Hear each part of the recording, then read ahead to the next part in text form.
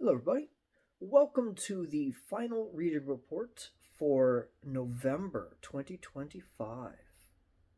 There's 4.5 weeks left in the entire year. Can you believe it? Oh, goodness. 2026. I had a good reading week. It was better than I thought it was going to be. I got more reading done than I thought that I did get done. But once I crunched the numbers, we're doing pretty good.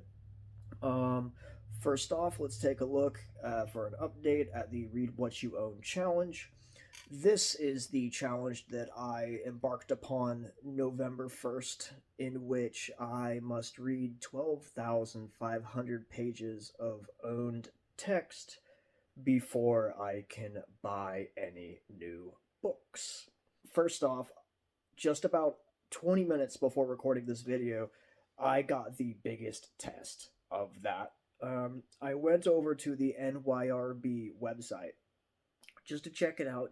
I wanted to see what French authors they have on there. Do a little bit of research, and maybe once this challenge is over, kind of have a couple editions of some old French literature to add to my wish list, to my buy list. Um, and I realized NYRB now has NYRC. They have a whole comics division. Um, I had to immediately get off of that because I would have bought them immediately. Let's see how we're doing on our challenge here. This week, like I said, it was better than I expected it to be. It was much better than I expected it to be, actually. I read 1,112 pages of owned text this week. Adding that to our total, it brings us to 3,391 pages read of 12,500, which means we are currently at 27% of the goal. When I first started this challenge on the 1st of this month, I had this idea in my head that I was going to aim for 1 percentage point per day. So it's about 120, 130 pages a day. We're 30 days in, 27%. I'm a little bit below that, which is fine. The further I get into it, I'm telling myself and reminding myself that a lot of this challenge is to it's not just to read what I own and to have, but I'm kind of using it as a little bit to slow down on my reading a little bit. I say that, but then this week it's doubled what I read last week. At least as far as owned pages. Last week was overtaken by manga from the library, which I couldn't count. Just go watch the video if you want. So yeah, 27%. We're still on goal to, if I keep going at this rate, I'll be finished right around early February. Speaking of those mangas, we'll talk about that now here in this. Let's look at what I finished this last week. I finished Blood on the Tracks. I only had one or two or three. I can't even remember. I read them all back to back so quickly. Definitely a new favorite manga, I think, period, for me. I went into it expecting horror, like straight horror, maybe some ghosties and something with some kind of a paranormal type thing. Um, it was absolutely not that. It was anything but that. It was family drama. It was a story of like psychosis and gaslighting and family lineage and trauma, a lot of nature versus nurture. I absolutely fell into it. I fell into it head over heels. I'm not a big, huge manga person. Every once in a while, I get a couple. There's a whole series of shelves down there that is mainly that's graphic novels, comics.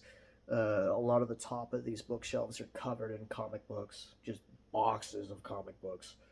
Um, but manga's really hit and miss. This one absolutely worked perfectly for me. I recognized so many things. I saw parallels to like my own life and my own upbringing. Um, Not a whole lot of those exact experiences, not the same story happened to that kid that happened to me, but definitely a lot of things that I can relate to happened in that. Um, the relationship between him and his mother, the whole persona of his father, and everyone's character arc is just, it was perfect. It was stunning. It was absolutely stunning. Um, I've seen, I haven't seen the videos, but I've seen that there are videos here on YouTube from the manga people talking about Blood on the Tracks, and apparently it's very highly regarded. I should probably go watch some of those videos to see what they have to say about it. It's just devastating. It's absolutely devastating.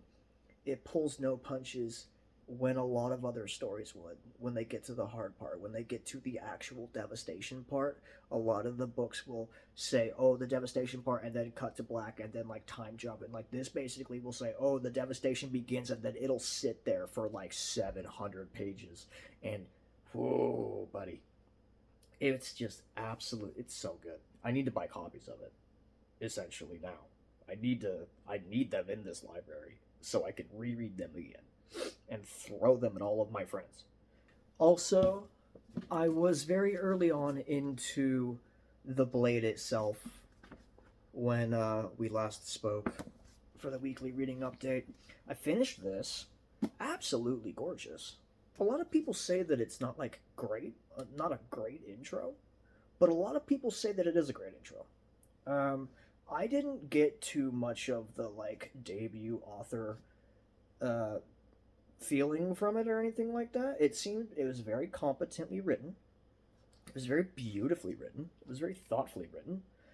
And the characters, the three main characters that there are in this, are very well drawn out, very well executed. Glocta is hilarious and horrible.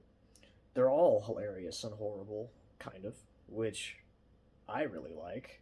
Um, I'm very happy I went through and I read 6 Black Company books before I got into this, just because now I can see the tone of what started the grimdark stuff.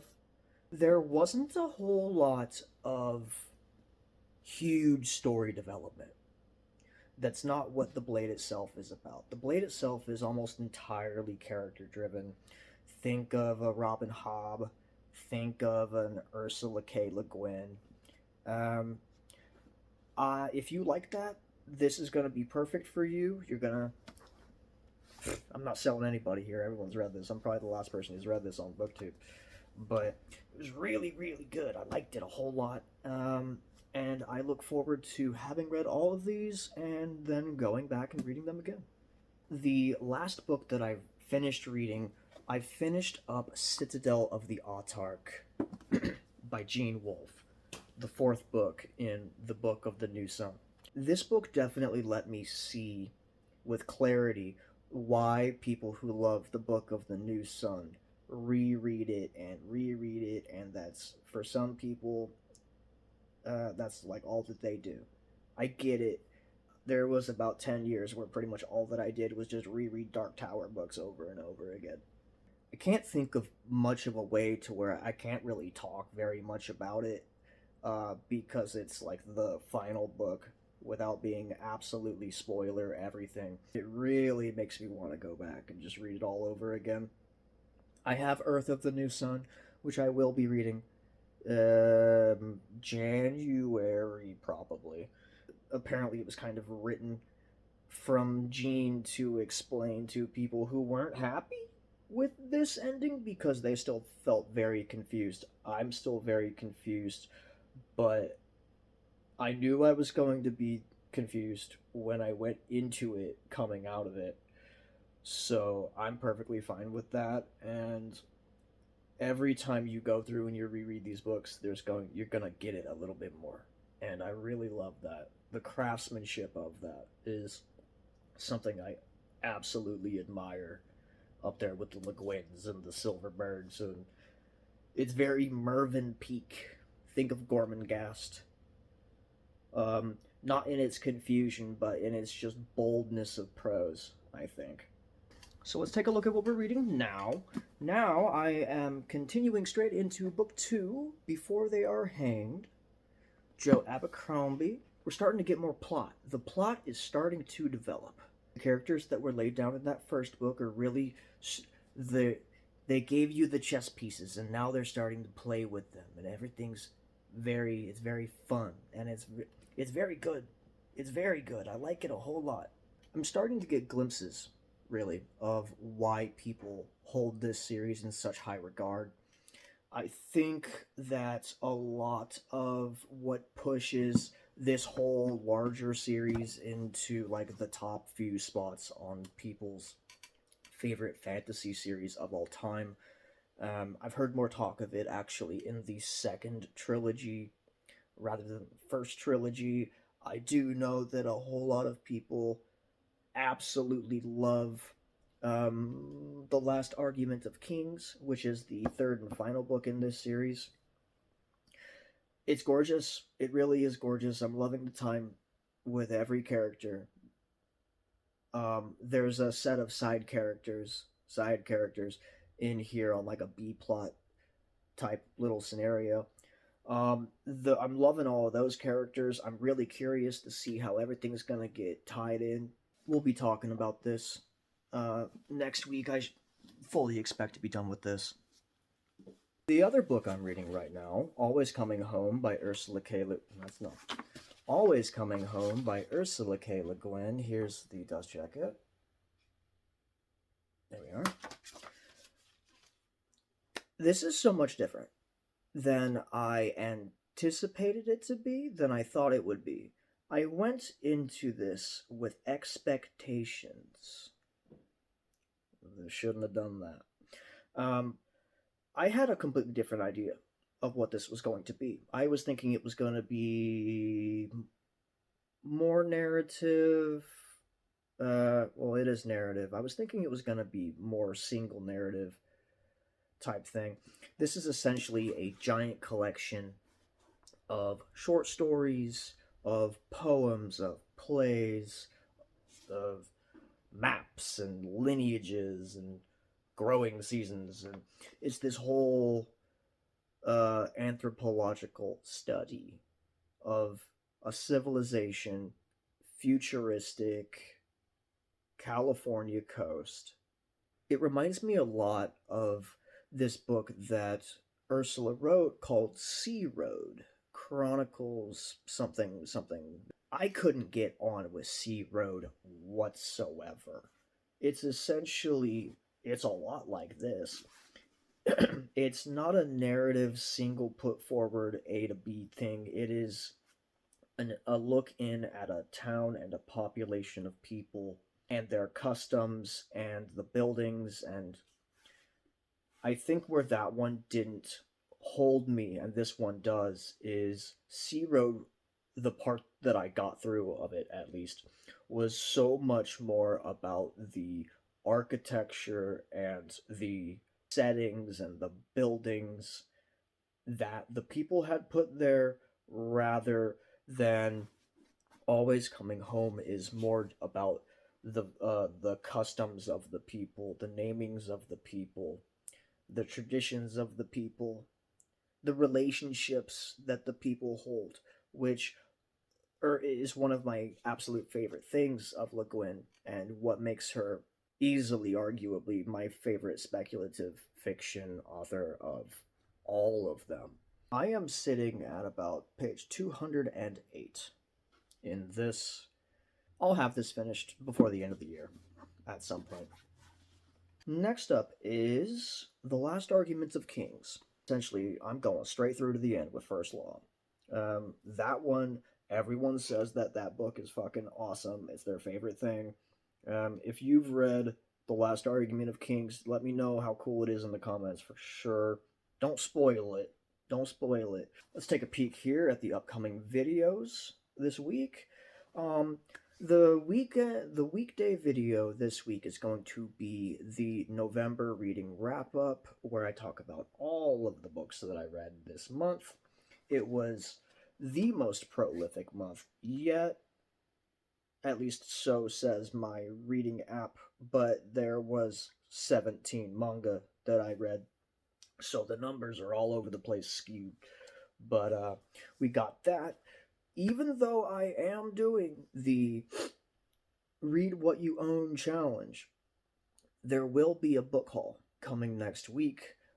There are a few books that found their way into my collection over the course of this month.